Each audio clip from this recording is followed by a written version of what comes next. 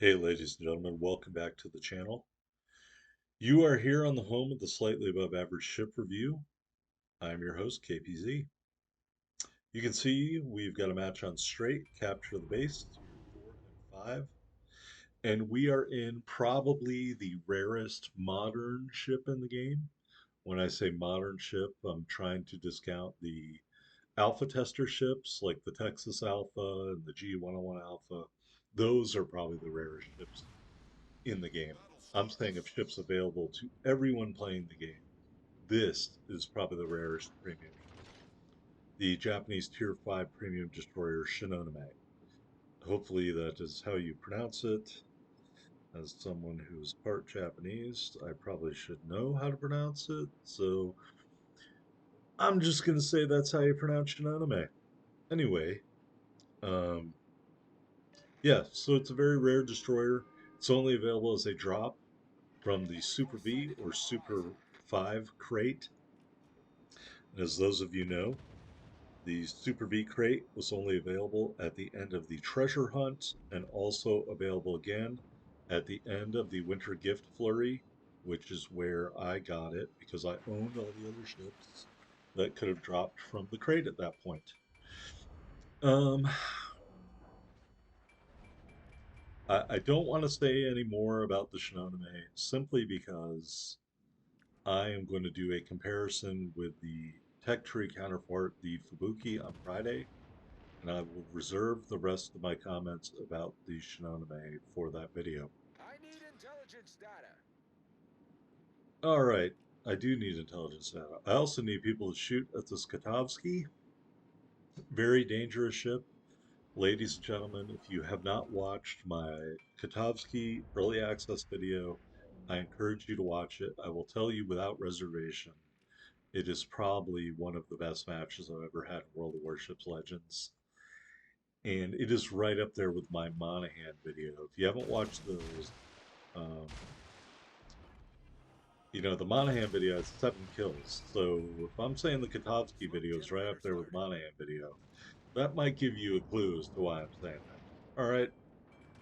All right. So the Katovsky, we're just hoping he sails into a torpedo. He sailed into a bunch of torpedoes, but we only needed one to kill him.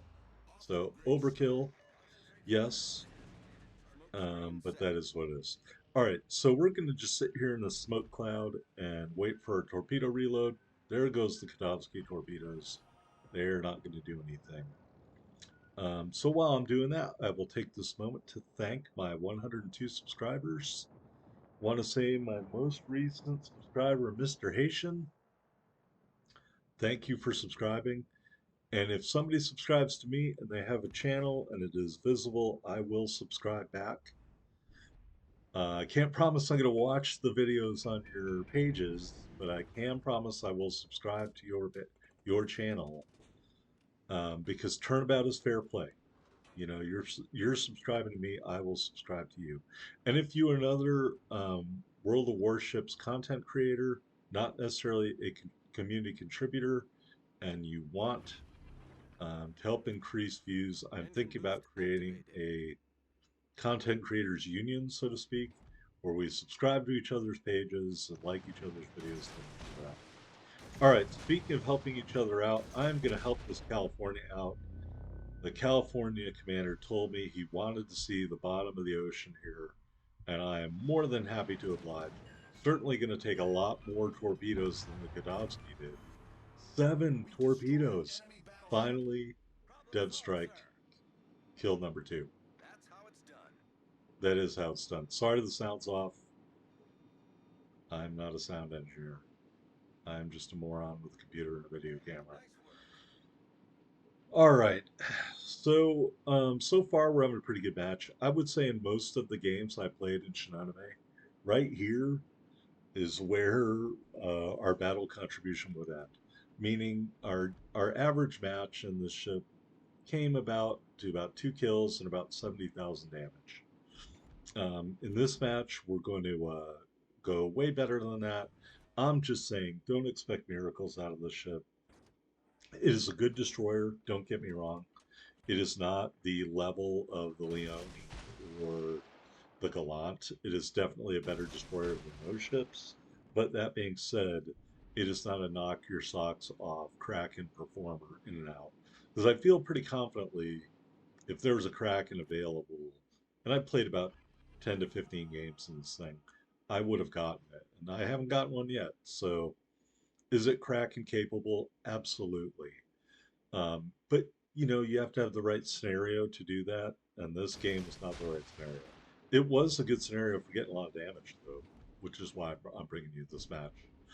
All right, California out here again. We just killed one, so I know they have a lot of hit points to give us. I also know they Engine don't booster maneuver particularly deactivated. well. He's going to eat a torpedo here and begin flooding. And I want to say, I don't think that flooding is ever going to stop. So we're just kind of chilling out here. As you can see, we're on the cusp of our detection at 5.0. So I'm just going to hang out.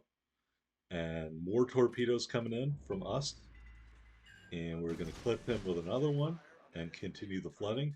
Over 90,000 damage. And we're just going to launch more torpedoes at him. And he is getting damaged by our teammates, but that's okay. At the end of the day, at this point, once we're over 90,000, I was pretty ecstatic because, you know, so far in my experience, it wasn't that common with this ship to do that. Not that, again, not that it's not capable, but just that I hadn't been in a scenario to do that. In fact, we're over 100,000 damage. All right, this first torpedo here is going to catch the California right in the Enemy battleship breadbasket. destroyed.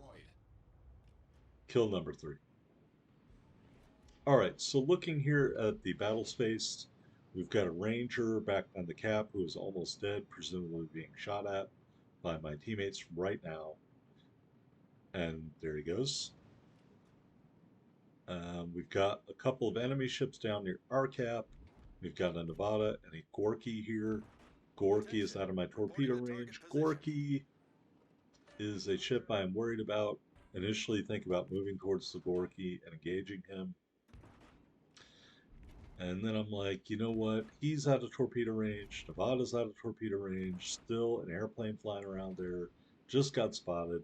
Maybe discretion is the better part of valor. And so I'm going Get to turn back. away. Um, Wesser, he's about to get killed, I think. So I'm going to go down here and try to engage this Bayern and the Normandy instead of getting crazy and going after that Gorky and getting evaporated. All right, so we're headed back this way. As you can see, the Bayern is protected from our torpedoes by this island. He is being damaged by the Vesser, so I'm just really doing this more to track his movement or see if he turns back. If he does turn back to where we can shoot torpedoes at him, obviously I wouldn't hesitate to do that. I just don't think that's going to happen, although he is getting close, but he's also flooding out. So he kills the Vesser floods him out in return. So that's that. We now have a 4-3 lead. Gorky still out of torpedo range. Nevada evens up the match. 3 ships left each, but he is also out of torpedo range. But I'm breaking in the open water here with a hapless Normandy. And so we are going to size up the Normandy here. Now, the Normandy does some things correctly and some other things that I didn't think were so hot, which is obviously beneficial for us. So the Normandy is first going to turn towards us. So we're going to give him a modified spread here. And maybe I should have given him a closer grouping.